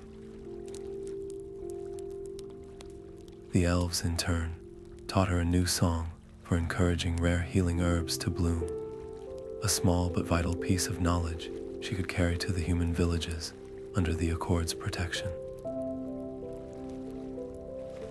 Each exchange was a thread pulled tighter, strengthening the fabric of their alliance, not through grand declarations, but through shared, practical wisdom. In Fangorn Forest, the Ents listened to her news with the deep, rumbling patience of the earth itself. Their slow, deliberate voices questioned her about the state of the wider world, and she answered with the honesty they demanded, speaking of both the hope she had seen and the lingering shadows of the Silent Brotherhood. She did not bring them a new spell or a clever cipher. She brought them the simple, steadfast presence of a friend, reinforcing that they were not forgotten guardians in a silent wood, but vital members of a living, breathing community. Her visit to the village of Whispering Pines was a celebration. The children she had taught now led the communal blessings with a confident grace that brought tears to the elders' eyes. She saw her own lessons reflected in their actions, a living legacy that would outlast her by generations. Yet with each connection renewed, a quiet melancholy grew within her. The world was not a static tapestry. It was a river, always flowing, always changing. The challenges they had faced the Word-Eater, Kalin, the Silent Brotherhood, were specific monsters with names and forms. What of the threats that had no name? The slow corruption of apathy, or a new ideology of control born from a future they could not yet see. The Accord was a shield forged for the battles of the past. Was it flexible enough for the wars of the future? This question followed her to the northern valley, where the ice singers had woven new, more resilient harmonies into the aural veils. Their sanctuary was stronger than ever, but the memory of Morvan's fall was a permanent chill in the air, a warning that any heart, no matter how pure, could be twisted by fear. Her final journey led her back to the Weeping Caves, the resonant heart of all she had helped to build. As she descended into the familiar, humming silence, she felt the pull of the heart crystal, not as a gentle summons, but as a powerful, magnetic draw. Its light pulsed with a new, urgent rhythm, as if it sensed the completion of her pilgrimage and was preparing for a transition she herself had not yet fully grasped. The heart crystal pulsed with a patient light, waiting. Alara stood before it with Lyra, the air thick with the scent of damp stone and the weight of the moment. She took her apprentice's hands and began to speak the ritual of transfer, her voice weaving threads of Khuzdul's strength, Quenya's clarity, and the old Sylvan words for trust into a single, harmonious vow. As the final syllable faded, the crystal did not simply glow, It bloomed. A wave of pure, silver radiance washed over them, and Alara felt the immense burden she had carried for so long simply dissolve, leaving behind a profound and bone-deep weariness. It was done. A sharp pang of fear pierced her relief as she looked at Lyra's young, earnest face. Was she truly ready? The world was still full of shadows, and the Silent Brotherhood's ideology had not died with Morvan's surrender. Yet she saw the steadiness in Lyra's eyes, the deep respect for the knowledge, and the network of allies, elves, dwarves, rangers, and ents, who would now be her support. This was the Accord's true test, not in a grand battle, but in this quiet passing of the torch. She leaned close, her voice a soft whisper meant for Lyra alone. "Use the words to build, never to break," she said, "and remember that the greatest power lies in understanding, not control." It was the core of every lesson, the heart of the Accord itself. As Elara stepped back, the crystal's light enveloped Lyra completely, and the caves themselves seemed to exhale, the resonant hum shifting to a new, younger frequency. An era had ended, and the fragile alliance they had built now had to stand on its own, its future written in the hands of the next generation. Years had woven threads of silver into Lyra's hair, and the weeping caves had become her home, her sanctuary, her charge. The peace held, a delicate tapestry maintained by the Accord's quiet work. But peace is a season, not a permanent state. From the barren lands of the south, a new storm gathered. A man named Korvath, who had once been a mere mercenary, uncovered a forgotten lexicon in a sun-scorched ruin. It was not a language of creation or healing, but a brutal, weaponized dialect known as tongue, a series of guttural commands that could shatter stone, sour water, and bend the will of living things to the speaker's command. He did not seek understanding, only dominion. One by one, the free villages at the edge of the realm fell not to swords, but to a single, shouted word that crumbled their walls and broke their spirits. His conquest was a silent, terrifying plague. When the desperate reports reached the caves, carried by breathless rangers, Lyra felt a cold dread that was entirely her own. Elara was gone, her guidance now a memory etched in crystal. The weight of the response fell on Lyra alone. She could not meet this brutal force with a greater brutality.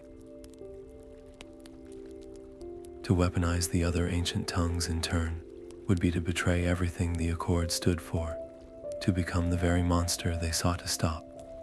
She unrolled the old maps and sent out the calls, not for soldiers, but for voices. A Dwarven rune singer from the Blue Mountains, an Elven minstrel from the Hidden Grove, an ice singer from the north, and the elder from Whispering Pines, all heeded the summons. Their first council was a discordant symphony of fear and conflicting tradition. The dwarf argued for a chant of unmaking to break Korvath's power at its source. The elf warned that such a direct assault would only amplify the violence. They were trying to fight a shout with a louder shout, and Lyra saw the same old divisions that had nearly doomed them in the past. She gathered them before the heart crystal, whose light flickered with their anxiety. "We cannot defeat the tongue by opposing it," she told them, her voice steady with a certainty she had learned from her mentor. "We must complete it." She revealed her plan, a gambit born from years of studying the deepest lore. The tongue was not inherently evil. It was a fragment, a half-remembered language of raw, elemental force that had been stripped of its context. Its true purpose was not destruction, but radical transformation. The violent Evil needed to clear fallow ground for new growth. To counter it, they would not attack Korvath. They would perform a great, harmonious counter-song, weaving together Khuzdul, Quenya, Old Sylvan, and the glacial dialect into a single, complex narrative. This song would not clash with the tongue.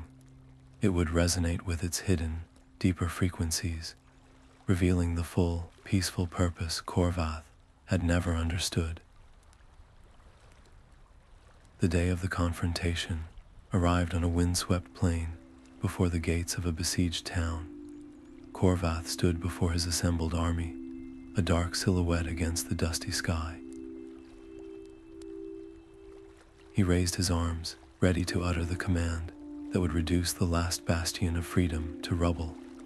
As he drew breath, Lyra and her chorus began their song. It was not a roar, but a rising tide of sound, each voice maintaining its own unique melody and rhythm, yet intertwining into a breathtaking whole. The Dwarven chant provided a bedrock foundation. The Elven melody wove a tapestry of growth. The human voice carried the hope of community, and the Ice Singer's tone brought the clarity of truth. Korvath's destructive word died in his throat. The harsh syllables of the tongue, when met with this complex harmony, did not dissipate. They transformed. The energy he had summoned to crumble stone instead flowed into the parched earth, causing hardy, deep-rooted grasses to burst forth in an emerald wave. The command meant to break wills instead washed over his own soldiers, not as compulsion, but as a sudden, profound understanding of the life they were destroying, of the homes and families they were tearing apart. A collective gasp rippled through the army, swords lowered. Men looked at their hands, then at the thriving field around them, their purpose shattered not by force, but by revelation. Korvath stood isolated, his power utterly neutered, not by a rival magic, but by the completion of his own. He was not a conqueror. He was a gardener who had only known how to wield a scythe, now witnessing a forest bloom from the seeds he had unknowingly planted. The victory was bloodless, the silence that followed full of a new, awed peace. As the alliance tended to the bewildered soldiers and the relieved townsfolk, Lyra looked out at the united faces of dwarf, elf, man, and ent. The legacy of the ancient tongues was never about the power to dominate. It was, and always would be, the power to unite. Korvath's surrender did not echo with the clash of swords, but with the quiet rustle of new grass. His legend transformed, not into a tale of a warlord's might, but a parable of power reclaimed by understanding. The story of that day spread, carried by rangers and merchants, solidifying the accord of the voices into an unshakable pillar of the age. In its shadow, a new tradition quietly flourished. Lorekeepers now walked every corner of MiddleEarth, from the bustling markets of Dale to the silent shores of the Grey Havens. They were healers who used gentle dwarven phrases to mend fractured bones, guides who whispered elvish words to help lost travelers find their path, and protectors who sang harmonies with the Ents to calm violent storms. The ancient tongues were no longer secrets hoarded in fear, but tools of quiet service, their power contained not by locks and wards, but by the wisdom and shared responsibility of those entrusted with their use. In the village of Whispering Pines, where the journey had truly begun for Alara, life moved with the slow, sure rhythm of the seasons. She lived there now, an elderly woman whose hands, though lined with age, were still steady. From her small cottage, she would watch Lyra, her once young apprentice, now a master in her own right, teach a new circle of wide-eyed children. They practice not words of command, but phrases of encouragement for the crops and lullabies for the livestock. Elara's heart, which had once raced with the terror of the Word-Eater and the fervor of desperate battles, now rested in a deep and profound contentment. The knowledge she had nearly broken herself to protect was no longer a dangerous spark, but a steady, warm hearth. It was being passed down, not as a weapon to be feared, but as a lasting gift, a legacy of voices that would continue to whisper, to guide, and to heal for all the ages to come.